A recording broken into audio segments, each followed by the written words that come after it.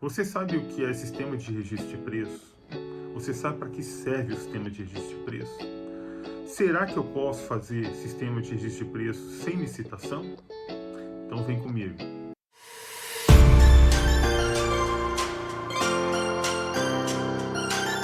Olá pessoal, aqui é Frederico, trazendo mais informações para você que está interessado em aprender um pouquinho mais sobre esse mundo amplo e vasto das licitações públicas.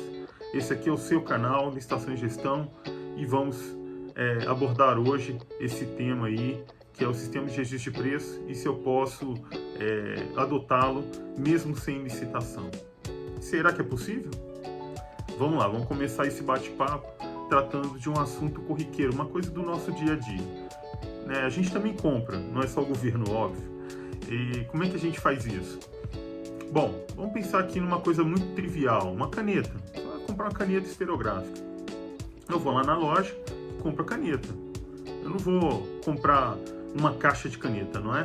Eu vou comprar uma caneta. Por quê? Por que eu não compro uma caixa ao invés de comprar uma caneta? Bom, existem N fatores que vão responder por que eu não faço isso. Primeiro, é tão fácil, é só ir ali e comprar. Segundo, para que eu vou me proteger de oscilação de valor, sendo que a caneta é um bem tão barato? Então, para que eu vou ficar estocando essa caneta aqui também? Porque, em terceiro lugar, vai ocupar espaço na minha casa. Não faz sentido. E, em quarto lugar, nós temos ainda um outro ponto muito interessante, que é a obsolescência, a depreciação, o estrago, né? O problema que pode acarretar de eu estar estocando é que a caneta ela pode ressecar a tinta, ela não pode se tornar um bem servível lá na frente. E isso a gente entra já também, inclusive, numa seara de sustentabilidade. A gente tem que se preocupar com esse aspecto, porque a sustentabilidade é muito importante. E aí entram dois aspectos da sustentabilidade, que é a ambiental e a econômica. Eu estou desperdiçando meu dinheiro e eu também estou descartando bens aí na natureza sem utilização.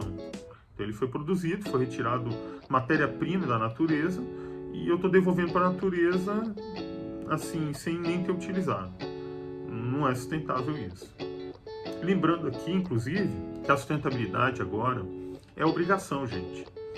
Não é mais aquele negócio, um dia eu vou pensar se eu vou fazer uma licitação sustentável. Não, não funciona mais assim. A Lei 14.133, no seu artigo 11, estabeleceu quais são os objetivos da licitação pública. Então estão lá, são 4 incisos.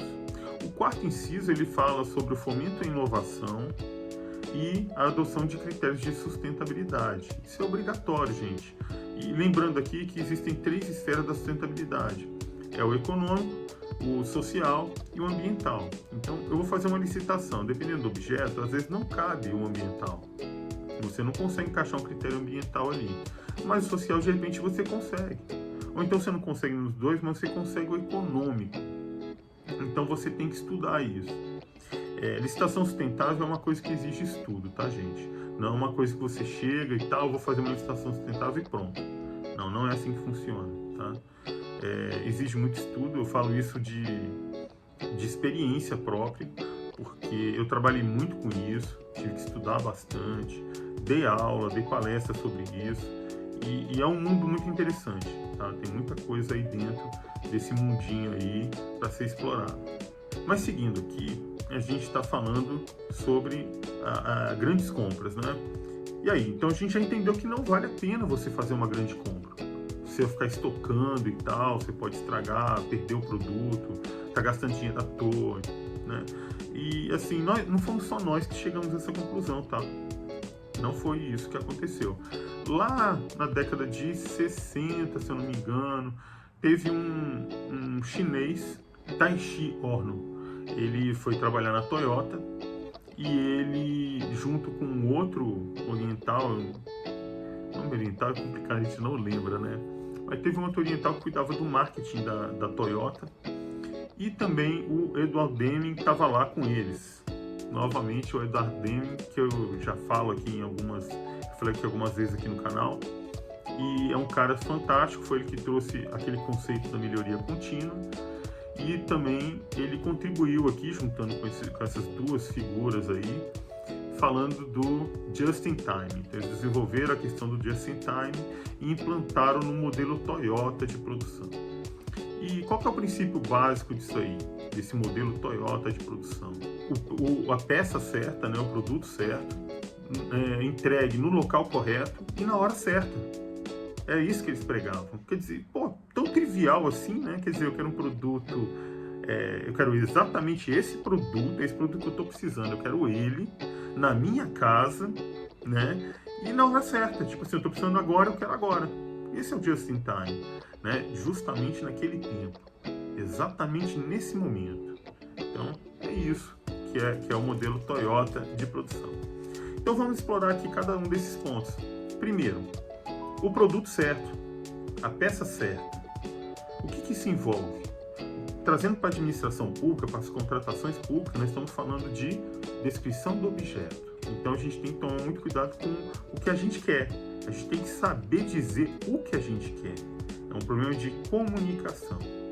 Para a gente saber o que a gente quer, a gente tem que ver isso aonde? No estudo técnico preliminar. Eu já falei isso aqui em outros vídeos. Então, o estudo técnico preliminar é o documento que vai estar lá relatado todo o meu esforço de exploração do mercado, que tem disponível no mercado, do problema que eu estou enfrentando e tal, casar isso aí, fazer uma conjugação disso, e aí eu vou conseguir entender qual que é a melhor solução para resolver o meu problema dentro da minha instituição pública. Então, o que vai resolver isso aí? É comprar um bem? É contratar um serviço? Como que eu vou contratar esse serviço? Como que eu vou comprar esse bem? Como que vai ser o fornecimento desse bem? Então, tudo isso vai ser descrito no estudo técnico preliminar. Ali, depois de muita divagação, debate em grupo, com a equipe de planejamento, né, você vai chegar numa solução que presume ser a melhor. Ou então, você também pode decidir que é melhor nem comprar e nem contratar nada. Mas, enfim, isso aí é um outro assunto. Então, você chegou numa solução que presume ser a melhor, porque você estudou. E aí você vai submeter a autoridade competente, se a autoridade competente vai autorizar, né, vai concordar ou não com aquela solução, e aí você vai seguir as outras etapas para você poder chegar na contratação.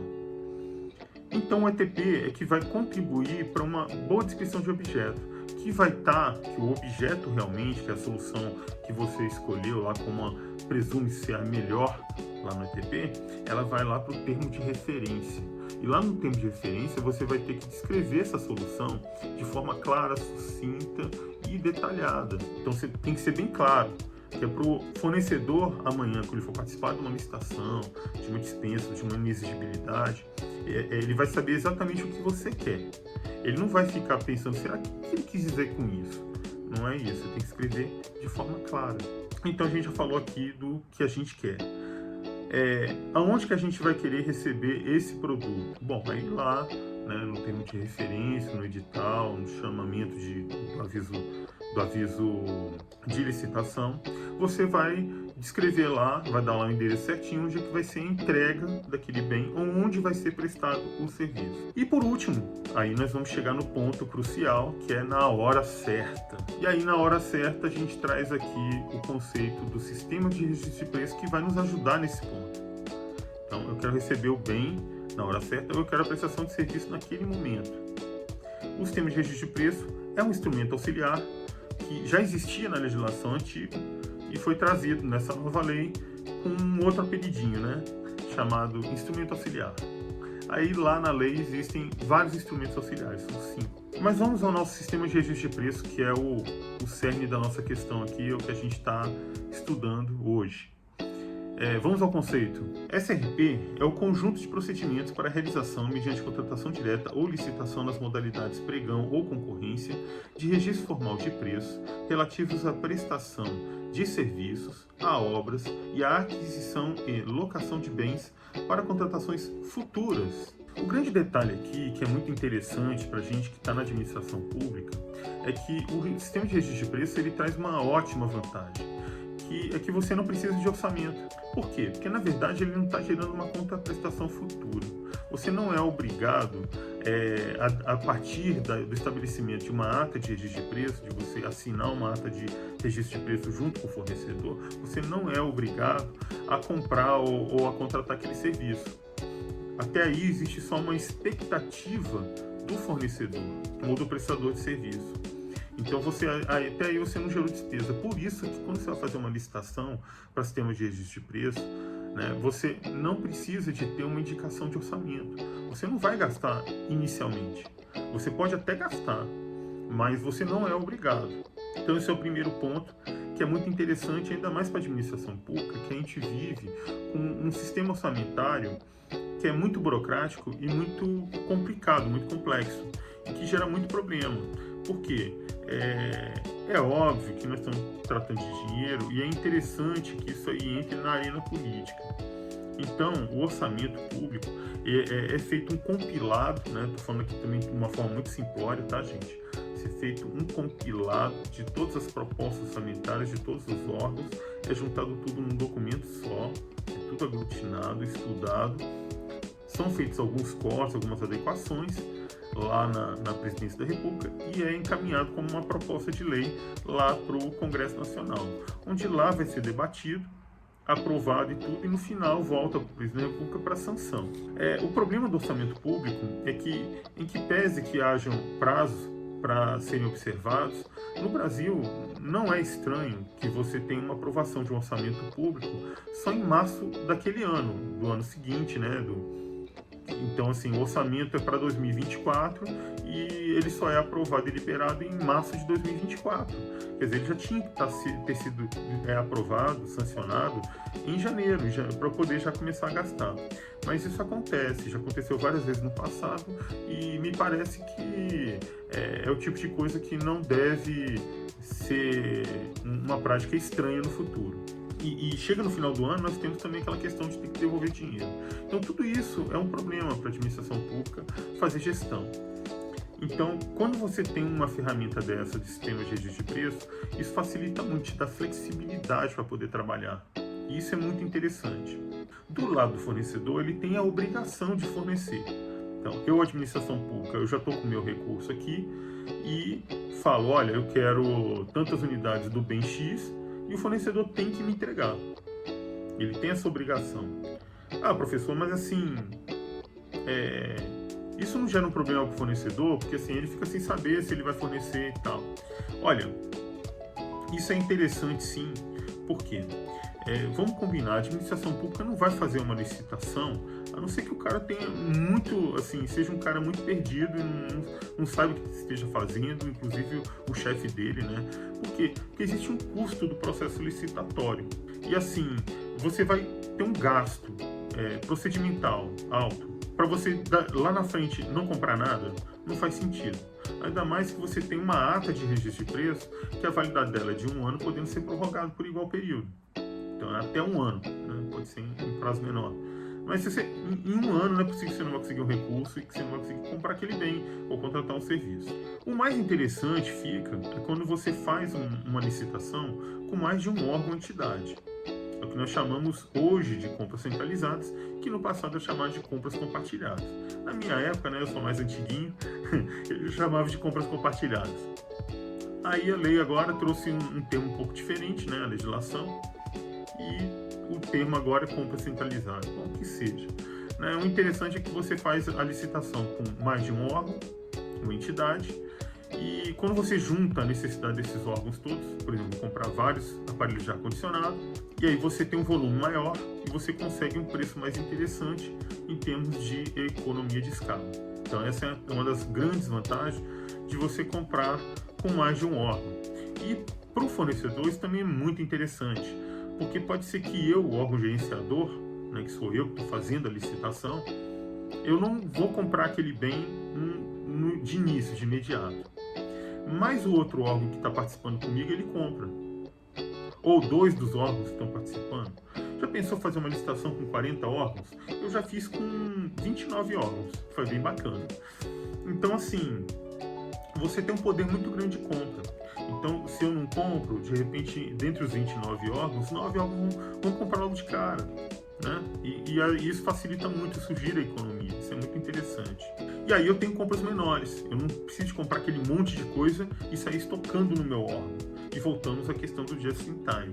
Você está vendo como é que existe uma relação, uma conexão entre esses termos? Coisa que foi trabalhada lá na década de 60 e nós, administração pública, conseguimos trazer para dentro da gente por meio do SRP. Agora, a gente também tem que entender que fazer sistemas de registro de preço por meio de licitação muitas vezes é burocrático. E aí isso gera problema, leva tempo, é complexo, tem todo um rito procedimental, envolve várias etapas, tem várias desvantagens. É claro que fazer licitação também tem suas vantagens, mas essas aí são as desvantagens que a gente enxerga aqui. Problema mais de burocracia. Pensando nisso, ao meu ver, o legislador resolveu flexibilizar as regras de sistemas de registro de preço, coisa que não havia ainda na legislação passada e nessa lei agora existe. É a possibilidade de você fazer sistema de registro de preço por meio de dispensa ou inexigibilidade. Está lá no artigo 82 da lei, parágrafo 6º. Então você pode conferir lá que agora é possível. Então isso é muito bacana. Por quê? Eu vou fazer uma licitação num valor menor, por que eu tenho que fazer um processo licitatório que é mais moroso, é mais complexo, é mais cheio de detalhe? Às vezes, assim, tudo bem, eu vou ter que usar um instrumento, um estudo técnico preliminar, um mapa de risco e tal, ele vai reduzir os problemas que eu posso enxergar no futuro. Mas se eu estou trabalhando com bens que são mais corriqueiros, por que eu vou parar, perder um tempo danado elaborando esses instrumentos? Então, se eu faço uma licitação por dispensa, né, eu posso abrir mão de ter que elaborar o ETP. Eu fico dispensado disso. A gente já viu isso aqui no canal, mas eu vou recordar aqui, né? Se você for lá no artigo 14 da Instrução Normativa número 58 de 2022, ano passado, que trata do ETP, lá no artigo 14 ele fala dos casos em que você pode dispensar a elaboração do ETP ou que a sua utilização e desenvolvimento é facultativo. São os incisos 1 e 2. O 1 fala de quando ele é dispensado, o 2 fala quando ele é facultado. Então, nos casos de dispensado, quando é que eu posso dispensar a elaboração do ETP? Então, vamos lá. Primeiro, dispensa em razão do valor. Artigo 75, inciso 1º e 2 da Lei 14.133 de 2021. Mas dois casos de dispensa também entram nessa regrinha. É o inciso 7 desse mesmo artigo 75, que trata de quê? Guerra, estado de defesa, estado de sítio, né? E outros casos aí. Esse aí é um outro caso de dispensa. O outro caso de dispensa também que entra aí é o inciso 8º do mesmo artigo. No inciso 8º, ele fala de emergência e calamidade pública. Então, você está fazendo alguma contratação emergencial, você tem que resolver isso rapidamente, e aí entra nesse caso aí de você dispensar o ETP. Existe ainda, no caso de você dispensar a elaboração do ETP, é quando você vai fazer contratação de remanescente, de acordo com o artigo 90, parágrafo 7º da Lei 14.133. Lá, o que é contratação de remanescente? É quando você contratou uma empresa, você fez uma licitação, você contratou essa empresa, ela começou a executar o objeto, mas lá pelas tantas ela faliu, deu algum problema, não está fazendo da forma correta, enfim, tem várias hipóteses. E aí você vai lá na licitação, chama o próximo colocado, as mesmas condições do primeiro, e chama para ele concluir o objeto, para ele continuar dali em diante. Isso é contratação de remanescente. Agora nós vamos para os casos onde é facultativa a elaboração do ETP. São os casos que estão lá no artigo 75, inciso 3º. O que é isso? Caso de licitação deserta, quando você faz uma licitação e não aparecem interessados, aí você pode partir para uma dispensa. Ou então quando você faz uma licitação e ela é fracassada. Os interessados até aparecem, surgem propostas, mas a licitação fracassa. E que mais? Quando você vai fazer prorrogação de contrato. Poxa, eu tenho um contrato, aí passou o primeiro ano, aí eu vou prorrogar o contrato, eu vou ter que fazer um ETP de novo? Não faz sentido, né? Não faz sentido. Então, para que eu vou fazer um ETP? Vai ficar mais burocrático e não vai fazer sentido nenhum, eu estou só prorrogando. Então, esses são os casos em que o ETP pode ser facultativo a sua elaboração ou ele pode ser dispensado. Avançando mais ainda, né, nós temos aí a IN 5 de 2017, tá aí, firme e forte, vivinha, que ela ganhou uma sobrevida aí com a IN 98 de 2022, que a recepcionou no âmbito da Lei 14.133 de 2021. Então, você vai lá nessa IN 5 e se você olhar lá no artigo 20, parágrafo 2º, você vai ver que existem ainda alguns outros casos. Dentre eles, ele fala de novo da dispensa em razão do valor. Só que a redação é um pouquinho diferente, eu já falei isso aqui no canal. Ele fala que todas as contratações cujos valores estimados estejam nesse limite. E quais são esses limites? Né? Porque aí também entra inexigibilidade. E quais são esses limites? Eles foram atualizados, né? Eles foram atualizados por decreto. Todo finalzinho de ano vem um decreto novo que atualiza esses valores pelo IPCA-E, que é uma diretriz, né? É um artigo que tem lá na Lei 14.133 que prevê isso. Você tem que estar sempre atualizando esses valores pelo IPCA-E. Hoje, os valores são quais? Para compras e serviços em gerais, nós temos um limite de R$ 57.208,66. Para obras, serviços de engenharia e manutenção de veículos automotores, nós temos um valor de 114 mil e uns quebrados. Aí eu te pergunto, por que não se fazia SRP em razão do valor? Olha, eu imagino, tá, que seja por causa do problema de atualização desses valores, sob a égide da legislação antiga, que ainda está vigente, né? Nós estamos em 2023, ela ainda está vigente. A Lei 8.666, ela é de 93, né? E os valores que estavam lá, né, ela foi toda construída em cima de valores. Até tantos reais você vai fazer por carta convite, que agora não existe mais. Depois disso você pode fazer tomada de preço. Depois disso você pode fazer concorrência. Então tinha as faixas de valores. Aí, até tantos reais você pode fazer dispensa, né, para obras de serviço de engenharia. Até tantos reais você pode fazer para compras. Então era toda trabalhada em cima de valor.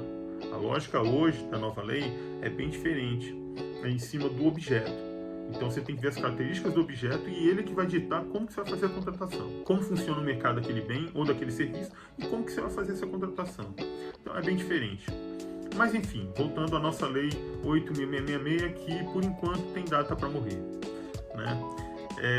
Essa lei ela é de 93 e só em 98 que esses valores ganharam alguma atualização. Depois disso, nós ficamos bastante tempo sem atualização nenhuma, foram 20 anos. Em 2018, finalmente, houve uma atualização, meio esdrúxula, né?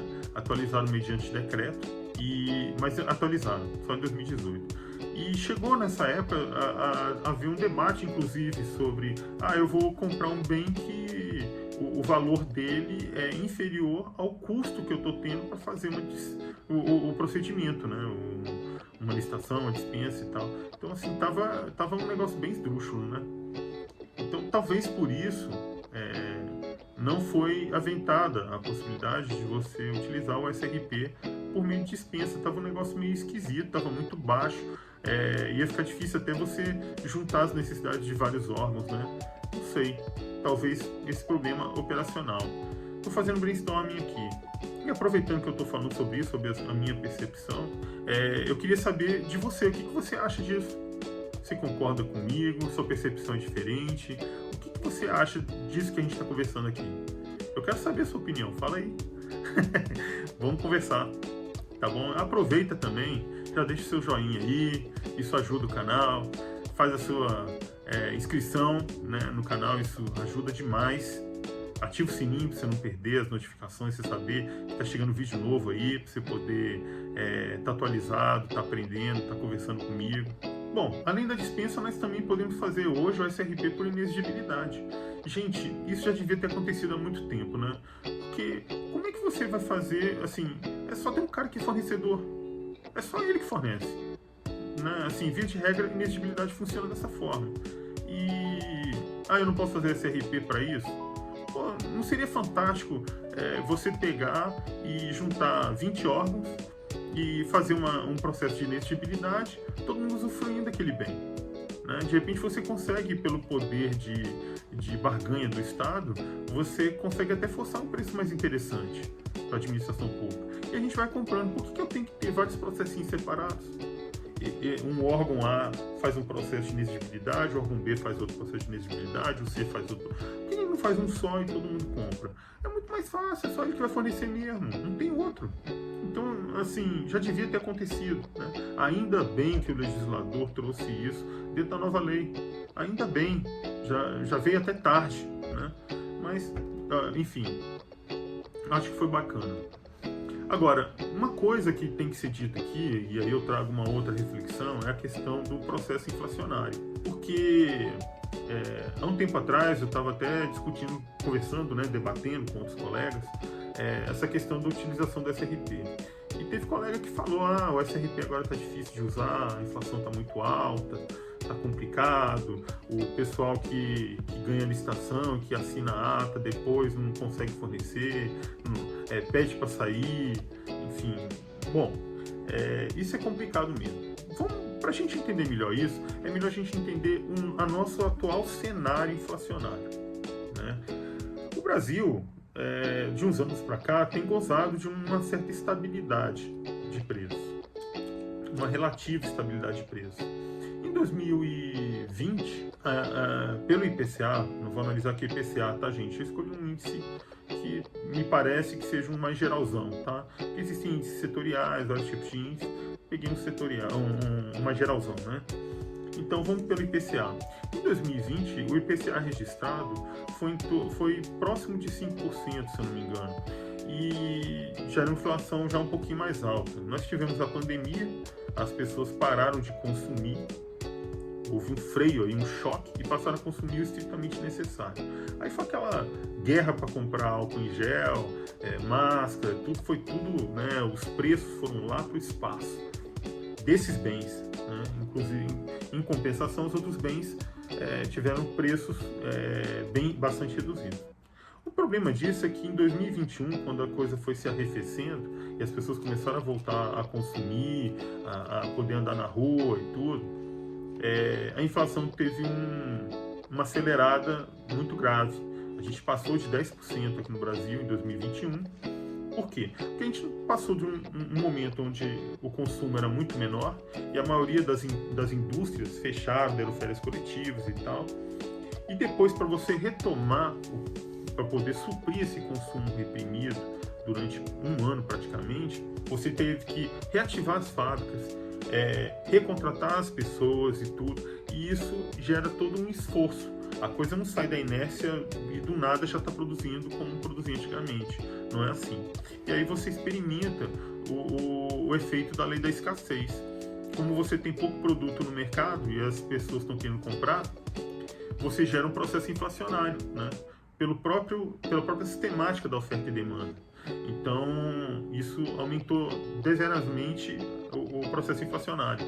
Com as políticas de freio, né, para poder frear a inflação, que estão disponíveis aí para o poder público, em nível macroeconômico, você conseguiu dar uma freada na inflação.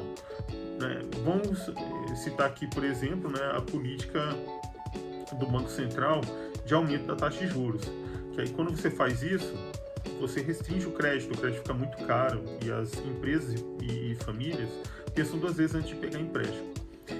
O efeito disso, dentre outros instrumentos monetários aí, né, que estão disponíveis para o poder público, conseguiu-se dar uma diminuída substancial na inflação. Então, em 2022, nós já experimentamos uma inflação de quase 6%, né? Foi 5 alguma coisa. Então, já deu uma melhorada. Isso associado ao poder de produção das empresas. As indústrias passaram a produzir melhor, porque já não estavam mais na inércia, já tinham começado a produzir e já chegaram num resultado um pouco melhor. Já ano passado, isso foi em 2022. Esse ano, né, o acumulado até agora, está em torno de 5,18%, se eu não me engano. Já deu uma melhorada também e o Banco Central está entendendo que já pode dar uma recuada e já está começando a reduzir as taxas de juros. O que eu quero dizer com isso? Que o SRP ele pode ter um problema com essa questão da inflação, né? As empresas não conseguem fornecer por causa da remarcação dos preços. Por um outro lado, hoje, né, o decreto novo do registro de preços, isso no âmbito federal, obviamente, ele trouxe alguns aspectos. Parece que a construção é mais interessante em termos de revisão dos preços. Ele traz lá aspectos de reajuste e revisão da ata de registro de preço, lá no artigo 25 do decreto 11.462 de 2023. Então ele tem uma construção bem interessante para poder revisar esses preços aí e trazer um reequilíbrio para a sua ata de registro de preço, né? E talvez isso ajude. Mas, de qualquer forma, num ambiente de processo inflacionário mais forte, é capaz que os fornecedores precifiquem isso, tragam isso para dentro do seu preço e leve isso para licitação ou para disputa numa dispensa eletrônica e por aí vai. No entanto, um outro aspecto que eu pensei aqui é que se você faz atas de registro de preço para vários órgãos, que é a compra centralizada que eu falei antes, eu penso que o poder público talvez consiga utilizar esse instrumento como um poderoso instrumento de freio da inflação também. Porque o poder público ele gasta mais de 20% do PIB, vai em compras públicas. Já vi estimativas de em torno de 26%. Cara, isso é um quarto do PIB. É muita coisa, é substancial.